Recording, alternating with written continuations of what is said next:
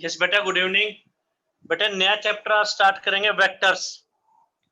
Physics में भी आपने किया हुआ है, लेकिन मैथ के तरीके से आपको इसको एक्सप्लेन करेंगे।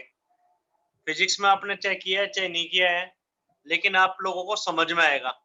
इवन जो आर्ट्स कॉमर्स के बच्चे हैं वो भी इसको पढ़ते हैं, तो उस ढंग से हम अपना लेक्चर तैयार किया हुआ है।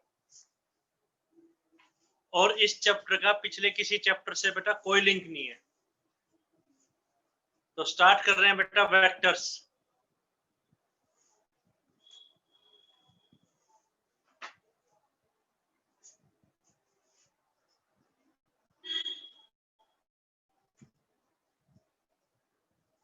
चैप्टर आपका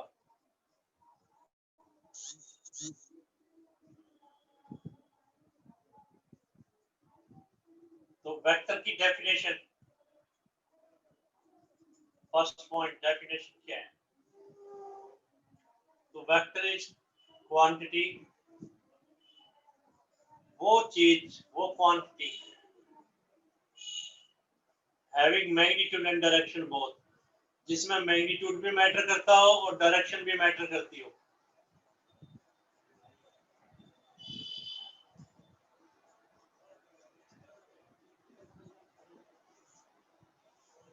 ऐसी क्वांटिटी जिसमें मैग्नीट्यूड और डायरेक्शन दोनों मैटर करते हो, having magnitude and direction both is vector quantity. For example force है, डिस्प्लेसमेंट है। डिस्प्लेसमेंट मतलब कितना डिस्टेंस किस डायरेक्शन में, इसको हम डिनोट करेंगे आर वेक्टर, आर ऊपर एरो, ए वेक्टर, बी वेक्टर, इस टाइप से रिजल्टेंट वेक्टर आर इस तरीके से रिप्रेजेंट किया जाए। तो ऐसी कोई भी चीज जिसमें मैग्नीट्यूड और डायरेक्शन दोनों मैटर करते हैं, दो चीजें, मैग्नीट्यूड भी और डायरेक्शन भी,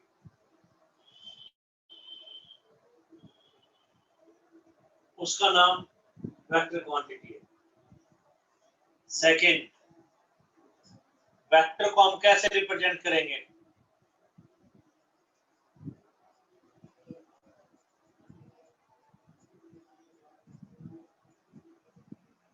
डायरेक्टेड लाइन सेगमेंट, डायरेक्शन दी गई लाइन के टुकड़े के द्वारा, segment, directed line segment, direction दी गई लाइन के टुकड़े के द्वारा। जैसे ये लाइन है, ए भी एक लाइन सेगमेंट है, ए भी लाइन का एक टुकड़ा है। हम कह देते हैं कि ए बी इज लाइन, लेकिन गलत है। लाइन की लेंथ तो कितनी होती है? इनफाइनाइट, दोनों डायरेक्शन में। तो ए बी लाइन सेगमेंट है। तो जो मैग्नीट्यूड है, कोई भी वेक्टर है, ए वेक्टर, मैग्नीट्यूड, इसको क्या बोलेंगे? Mode A, modulus of A vector, magnitude of A vector.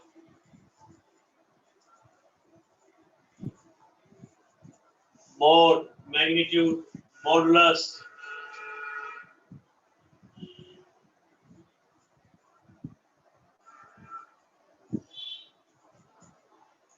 दो चीजें ना बेटे, एक तो मैग्नीट्यूड और एक डायरेक्शन। तो mod of A, magnitude of A या मॉडुलस ऑफ ए के बाद इसको हम रिप्रेजेंट करते हैं, represented by distance between A and B.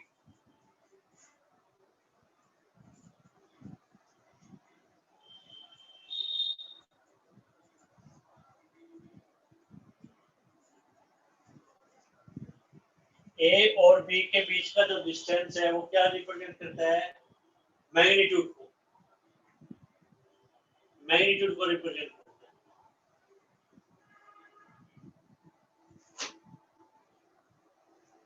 है। ए से बी का डिस्टेंस, मान लीजिए 40 किलोमीटर की दूरी है, डिस्प्लेसमेंट है 40 किलोमीटर इन नॉर्थ, तो 1 सेंटीमीटर जो है 10 किलोमीटर को रिप्रेजेंट कर देगा। तो ए और बी के बीच में जो डिस्टेंस है वो उसका मैग्नीट्यूड को रिप्रेजेंट करता है कि उसकी वेटेज कितनी है, मॉडुलस कितना है, ए और बी के बीच का जो डिस्टेंस है। और बेटा जो डायरेक्शन है वो इनिशियल टू टर्मिनेंट पॉइंट,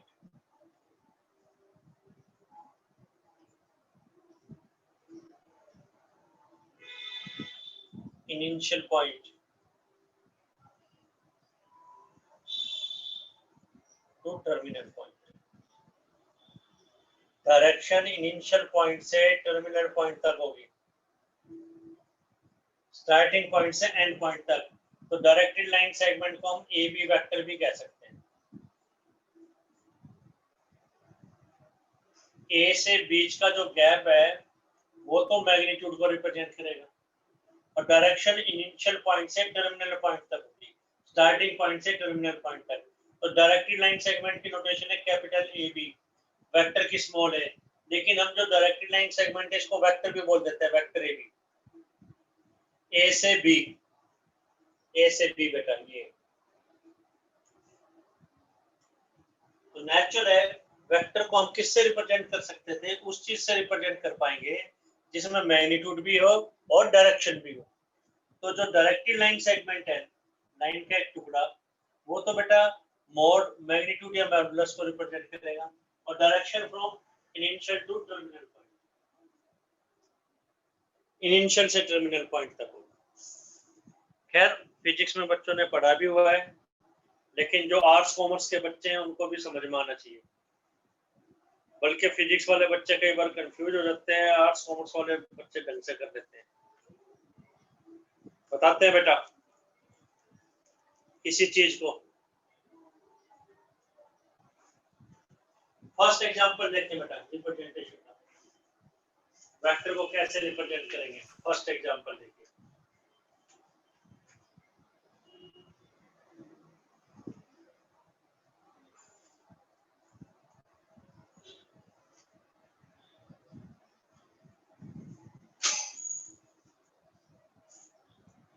जैसे फर्स्ट एग्जांपल ये बेटा कि डिस्प्लेसमेंट है, यानी मैग्नीट्यूड भी होगी और डायरेक्शन भी होगी। कह रहा 40 किलोमीटर और डायरेक्शन दे रखी है 30 डिग्री वेस्ट ऑफ साउथ।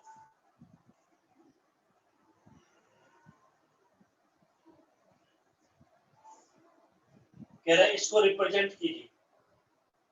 तो ये वेक्टर क्वांटिटी है, डिस्प्लेसमेंट है, 40 किलोमीटर कहें तो डिस्टेंस, और डायरेक्शन भी दें तो डिस्प्लेसमेंट। तो 40 किलोमीटर में डिस्टेंस है और डिस्प्लेसमेंट के लिए डायरेक्शन क्या, 30 डिग्री वेस्ट ऑफ साउथ। ये क्वेश्चन की स्टेटमेंट, इसको रिप्रेजेंट करना है। तो बेटा जब भी डायरेक्शन का होता है नॉर्थ सबसे ऊपर होता है, कोई भी मैप लें या नॉर्थ सबसे ऊपर, तो नीचे साउथ हो गया, राइट हैंड साइड पे ईस्ट, इधर वेस्ट, डायरेक्शन ही होती है।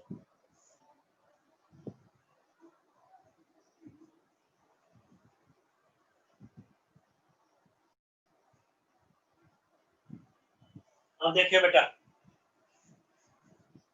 West of south, 30 degree west of south, इसको हम ये भी लिख सकते, 30 डिग्री वेस्ट ऑफ साउथ।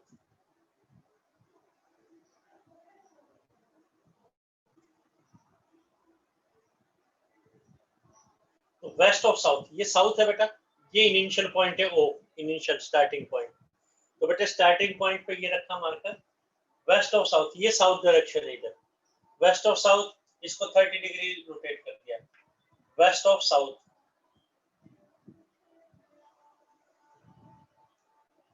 ये line west of south, south के वेस्ट में, साउथ से वेस्ट की तरफ, वेस्ट ऑफ साउथ, साउथ से वेस्ट की तरफ, वेस्ट ऑफ साउथ, ये 30 डिग्री ये direction, west of south, west of south, south है, वेस्ट ऑफ साउथ, साउथ के से वेस्ट की तरफ, वेस्ट ऑफ साउथ। अब ये तो डायरेक्शन होगी बेटा, 40 किलोमीटर, ये नहीं कि ग्राफ आप ये एग्जाम में कहें बोले जी मेरे को तो 40 किलोमीटर की शीट दो उस पर रिप्रेजेंट करूंगा, नहीं। तो ये 4 सेंटीमीटर है, मान लीजिए 1 सेंटीमीटर जो है क्या रिप्रेजेंट कर रहा है, 10 किलोमीटर। तो ये 4 सेंटीमीटर जो कि किसको रिप्रेजेंट कर रही है, 40 किलोमीटर। ओ ए वेस्ट, ये डायरेक्शन होगी, तो ओ ए इज रिक्वायर्ड।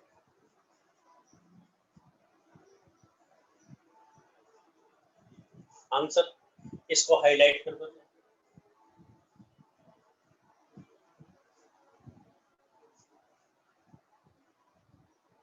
तो रिप्रेजेंटेशन करना था क्या, तो ओ इज रिक्वायर्ड। तो वेस्ट ऑफ साउथ का क्या मतलब है? वेस्ट ऑफ साउथ का ये ग्राफ पेपर है बेटा, ये साउथ है, ये वेस्ट है। वेस्ट ऑफ साउथ ये हो गया वेस्ट ऑफ साउथ, साउथ के वेस्ट की तरफ, वेस्ट ऑफ साउथ। और ये 4 सेंटीमीटर देंगे वेस्ट ऑफ साउथ, साउथ से वेस्ट की तरफ, ये तो 30 डिग्री। और ये बेटा 4 सेंटीमीटर ले लिया जो कि 40 किलोमीटर को रिप्रेजेंट करती है।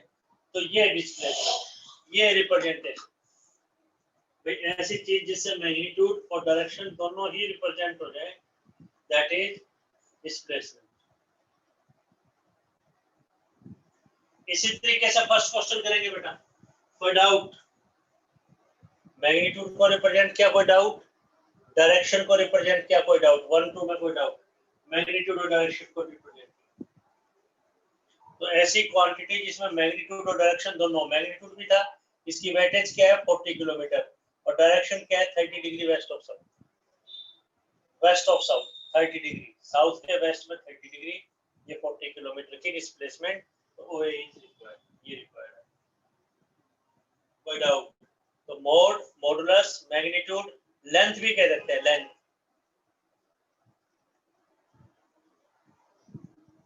एक ही बात, मोड, मैग्नीट्यूड, मॉडुलस का क्या मतलब है? Distance between A and B के द्वारा रिप्रेजेंट होता है, represented by distance between A and B, direction initial से टर्मिनल पॉइंट। कोई डाउट? फर्स्ट सेकंड, ये भी इधर फर्स्ट सेकंड कोई पॉइंट पूछना तो बोले आप। ये रिप्रेजेंटेशन होगी बस ओए ग्राफ पेपर पे। ओए क्या रिप्रेजेंट करता है? 40 किलोमीटर को और 30 डिग्री वेस्ट ऑफ साउथ। रब कर रहे हैं बेटा फर्स्ट और सेकंड पॉइंट, रब कर रहे हैं फर्स्ट और सेकंड। कोई डाउट है तो पूछें आप। नेक्स्ट थर्ड डेफिनेशन देखिए। ये वेक्टर, वेक्टर का मतलब ऐसी कोई भी चीज जिसमें मैग्नीट्यूड भी मैटर करे और डायरेक्शन भी। जैसे इसमें मैग्नीट्यूड भी था 40 किलोमीटर और डायरेक्शन भी थी, सिर्फ वेटेज नहीं थी कि 40 किलोमीटर है, डायरेक्शन भी दे दी गई थी बेटा। क्या थी direction? 30 degree west of south. Second, third point देखिए बेटा फिर।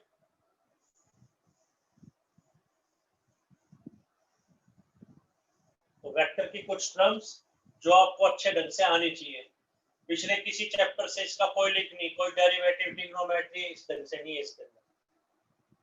थर्ड पॉइंट जो आपको पता होना चाहिए, वेक्टर की डेफिनेशन, फिर इक्वल वेक्टर, नेगेटिव वेक्टर, ये सब बताते हैं बेटा आपको। थर्ड पॉइंट, नन वेक्टर किसे कहेंगे? नन वेक्टर या जीरो वेक्टर।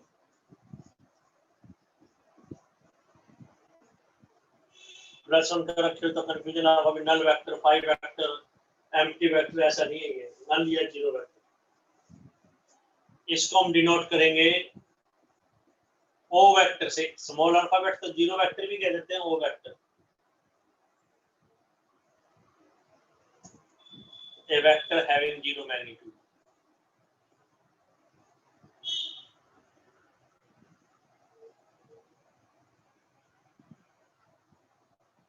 जिसका मैग्नीट्यूड जीरो है उसको जीरो वेक्टर कहते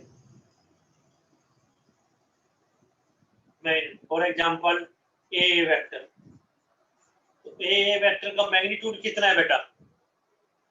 ए और ए के बीच का डिस्टेंस, ए और ए के बीच में डिस्टेंस कितना है? कोई कुछ भी नहीं, कोइंसाइड कर रहे हैं। तो वो वेक्टर जिसका मैग्नीट्यूड जीरो है, distance between A and B zero है, तो जीरो वेक्टर।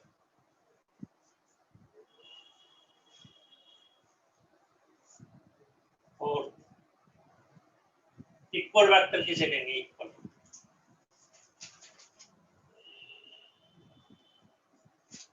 Equal vector.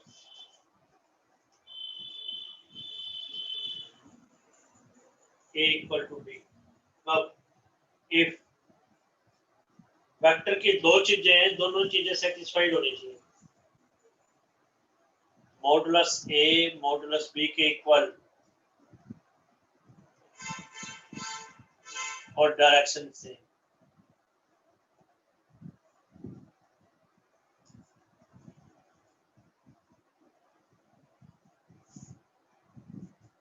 उनके मैग्नीट्यूड इक्वल हो और डायरेक्शन सेम हो।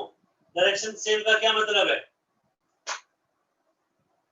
दैट इज उनके बीच में 0 डिग्री का एंगल हो।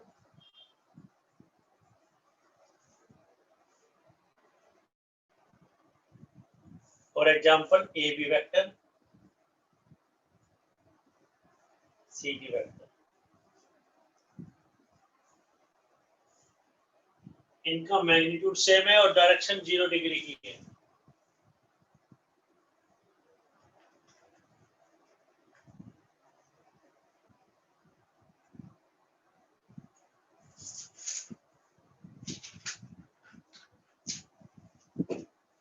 मैग्नीट्यूड इक्वल होना चाहिए, डायरेक्शन सेम। जैसे बेटा हम एक स्फीयर बनाते हैं, मान लीजिए ये स्फीयर है,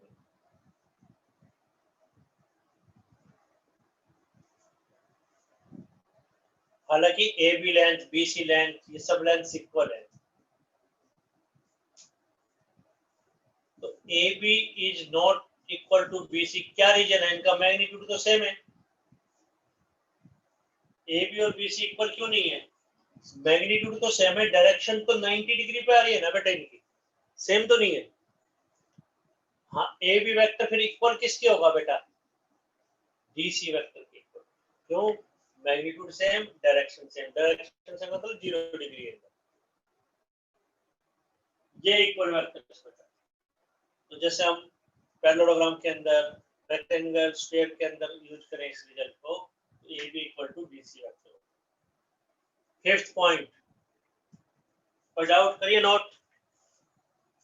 नोट कर लीजिए, नोट करें।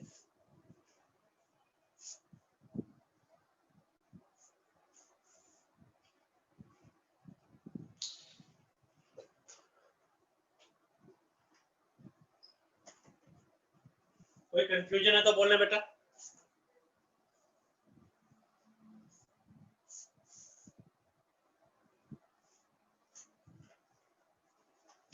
नेक्स्ट देखें बेटा,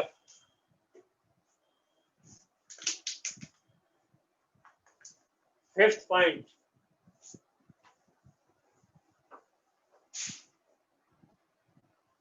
फिफ्थ, नोट कर लीजिए बेटे, नोट करेंगे तो आपको क्लियरिटी आएगी। Fifth point, negative of A vector.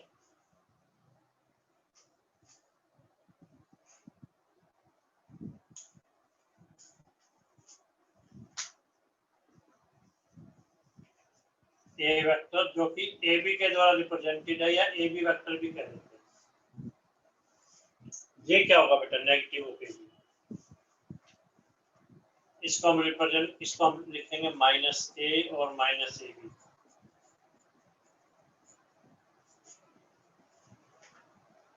इसका क्या मतलब है? डेफिनेशन क्या है?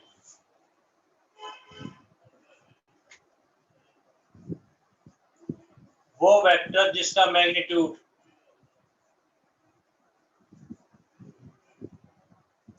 As of A B vector, जिसका मैग्नीट्यूड ए बी वेक्टर के इक्वल ही है एंड डायरेक्शन अपोजिट।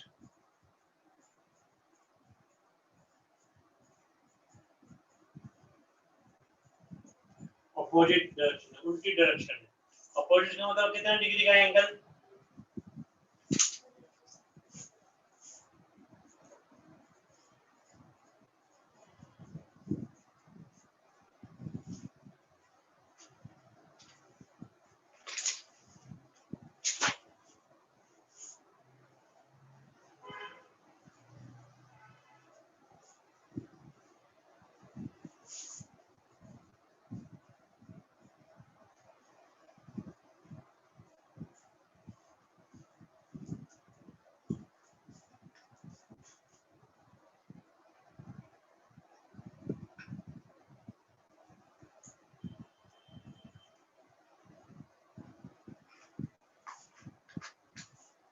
देखिए बेटा, माइनस ए बी का क्या मतलब है, वो वेक्टर जिसका मैग्नीट्यूड तो ए बी के बराबर ही हो और डायरेक्शन अपोजिट हो, अपोजिट हो तो 180 डिग्री, तो माइनस ए बी क्या हो जाएगा, अपोजिट डायरेक्शन।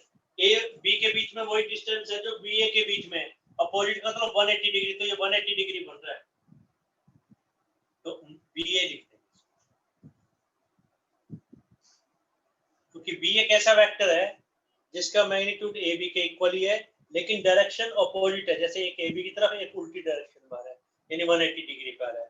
तो वेक्टर क्वेश्चंस के अंदर कहीं पे भी माइनस ए बी होगा तो आप उसको बी ए लिख देंगे, माइनस ए बी को बी ए लिख देंगे।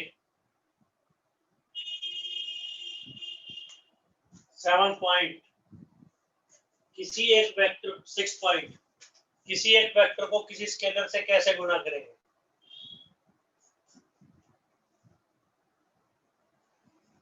मल्टीप्लीकेशन ऑफ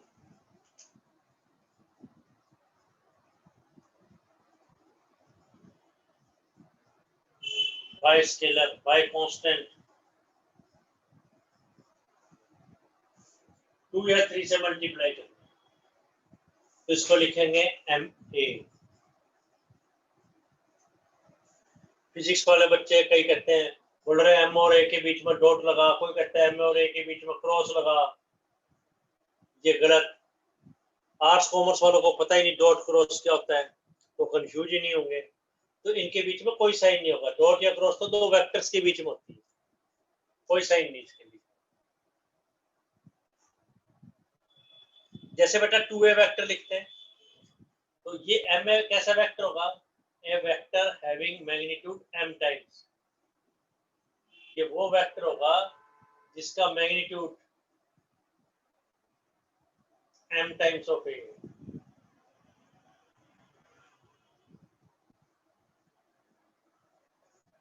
वो वेक्टर जिसका magnitude m times of a vector है एंड पैरेलल टू a, और a वेक्टर के पैरेलल होगा। पैरेलल इसलिए अगर वो m पॉजिटिव है तो सेम डायरेक्शन, m नेगेटिव है तो अपोजिट। जैसे बेटा ये a वेक्टर है ab, तो 2a वेक्टर अगर मुझे बनाना है तो कैसे बनाऊंगा, तो सी डी वेक्टर ले लेंगे जिसकी लेंथ इससे डबल होगी, डायरेक्शन वही होगी, माइनस 2a होता तो रिवर्स होता।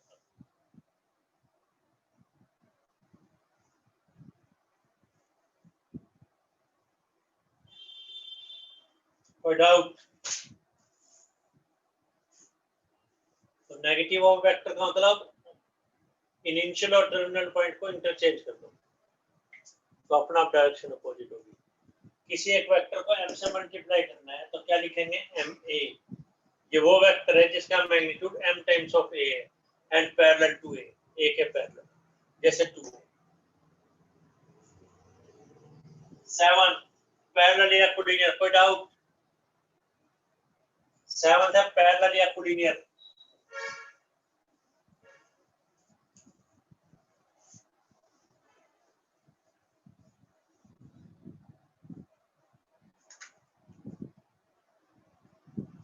पैरेलल वेक्टर किसे कहेंगे, कोलिनियर वेक्टर किसे कहेंगे, कोलिनियर। अब देखिए वेक्टर्स में पैरेलल और कोलिनियर एक ही बात है, पैरेलल और कोलिनियर।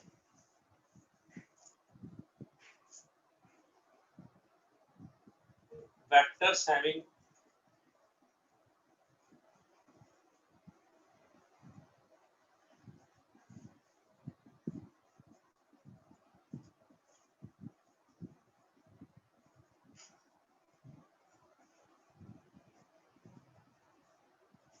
वो वेक्टर्स जिनके डायरेक्टेड लाइन सेगमेंट्स पैरेलल हो, उनको पैरेलल वेक्टर या कोलिनियर वेक्टर कहते हैं। जिनकी डायरेक्टेड लाइन सेगमेंट्स पैरेलल हो, जैसे ये ए बी वेक्टर, ये सी डी वेक्टर, जिनकी डायरेक्टेड लाइन सेगमेंट्स पैरेलल हो, यानी इनके बीच में क्या एंगल हो, या तो 0 डिग्री का एंगल होगा या 180 डिग्री का।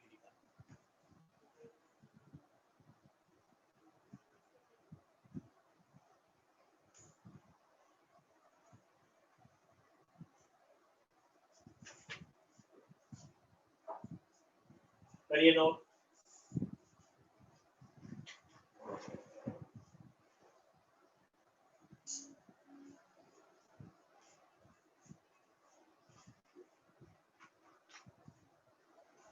ट्रिक क्या है पैरेलल वेक्टर्स की? ट्रिक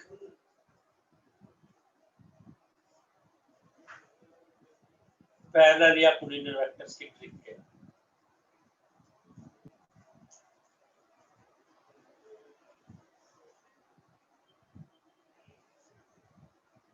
ट्रिक क्या है? Express one vector in terms of other.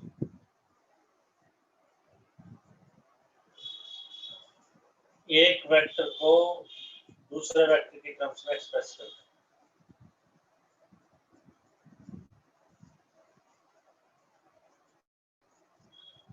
एक वेक्टर को दूसरे वेक्टर की टर्म में एक्सप्रेस कर दो, दैट इज जैसे b इक्वल टू m में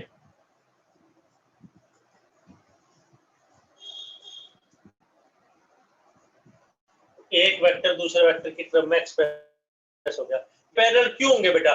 for example b equal to 2a, half A भी हो सकता था।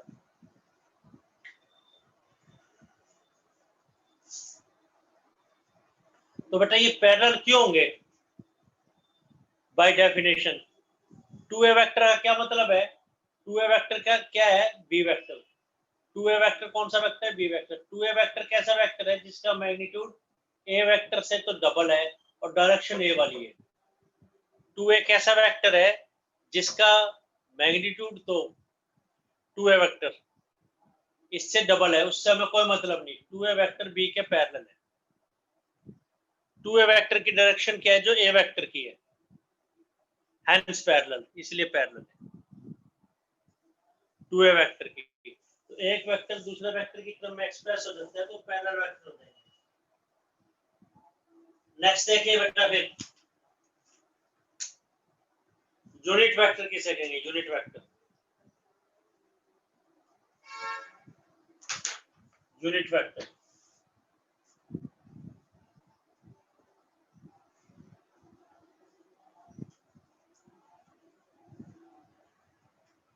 यूनिट वेक्टर किसे कहेंगे? यूनिट नाम से क्लियर है, वन। इसको हम डिनोट करेंगे ए कैप के द्वारा, ए वेक्टर।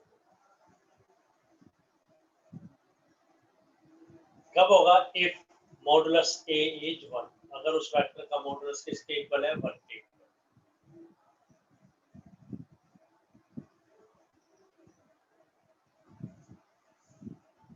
कब होगा? अगर ए वेक्टर का मॉडुलस जो है वो 1 के equal.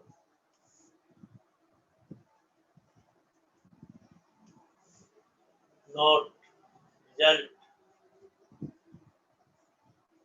Unit vector in direction of A.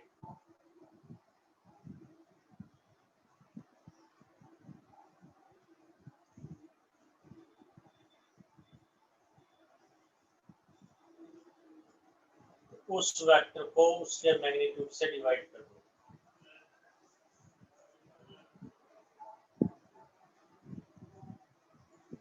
उस वेक्टर को उसके मैग्नीट्यूड से डिवाइड कर दो।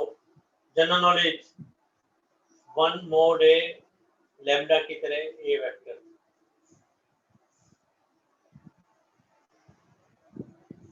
ये 2 3 4 की तरह मॉडुलस तो ये कैसा वेक्टर होगा? जो 1 by mod a वेक्टर, जिसका मैग्नीट्यूड ए वेक्टर के मैग्नीट्यूड से 1 by mod a टाइम्स है।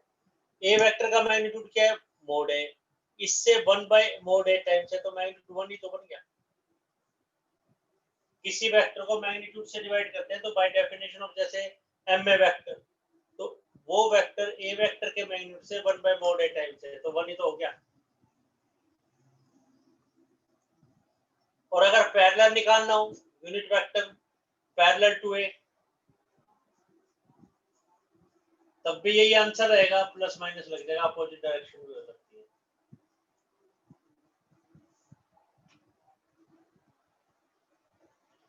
Ninth result, 9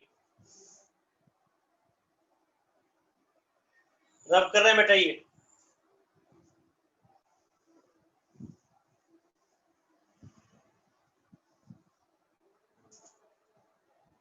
triangle law.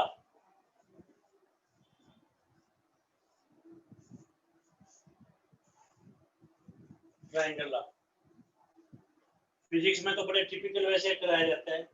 If two forces are represented by two sides of triangle taken in order, order का मतलब साइक्लिक ऑर्डर या non cyclic order, अगर दो vectors को दो डायरेक्टेड लाइन सेगमेंट्स के द्वारा रिप्रेजेंट किया जाए तो उनका रिजल्टेंट यानी थर्ड वेक्टर जो है थर्ड साइड के द्वारा होगा taken in reverse order, cyclic order की जगह। लेकिन इस ढंग से नहीं करना। ट्रिक क्या है? End point of one vector,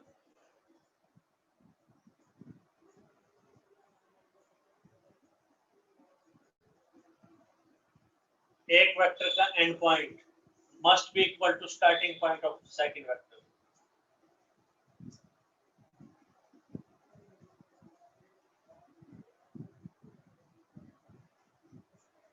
एक वेक्टर का एंड पॉइंट दूसरे वेक्टर के स्टार्टिंग पॉइंट्स के इक्वल होना चाहिए। मीनिंग क्या है? जैसे बेटे ट्रायंगल ला किया तो सिंपल सा ला है, ए से बी जा रहा है, बी से सी जा रहा है, तो एक कहता है सीधा ए से सी चल जा भाई। ए से बी गए, बी से सी गए, तो दूसरा क्या कहता है घूम के क्यों जा रहा है, सीधा ही चल जाना ए से सी। तो एक का एंड पॉइंट और एक का starting point A B plus B C, एक का एंड एक का स्टार्टिंग, तो ये मर्ज हो जाते हैं। मर्ज हो गए तो क्या बन जाएगा? केवल एसी वेक्टर बन जाएगा।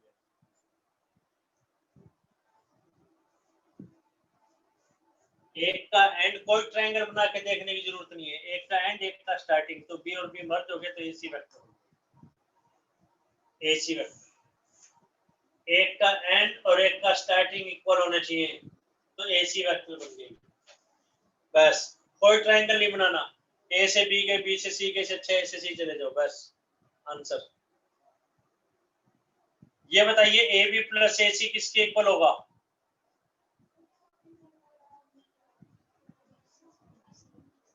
ए बी प्लस ए सी किसके इक्वल होगा? तो फिजिक्स वाले बच्चे करते रहते हैं ए से बी गए, ए से सी गए, ये बेटा किसी के इक्वल नहीं होगा। इसमें तो दोनों के स्टार्टिंग इक्वल थे, ट्रायंगल बना के देखे तब भी नहीं होगा। ट्रायंगल बनाने की जरूरत नहीं है, इसमें ट्रायंगल नहीं लगेगा। क्यों नहीं लगेगा? दोनों के स्टार्टिंग इक्वल है, ए बी प्लस ए से बी से स्टार्ट होना चाहिए,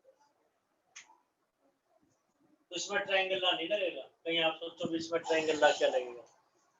ए बी प्लस सी डी किसके इक्वल? ये भी किसी चीज के इक्वल नहीं है, एक का एंड एक का स्टार्टिंग पॉइंट इक्वल होना चाहिए। B C plus A B, हाँ ये ए सी के इक्वल। क्यों? इसको आप दोबारा लिख लो, ए बी पहले लिख लो, बी सी, इसमें कोई डायरेक्शन थोड़ी चेंज किया, एक का एंड एक का स्टार्टिंग। ये ट्रायंगल एक बार फिर से ज्वाइन करें।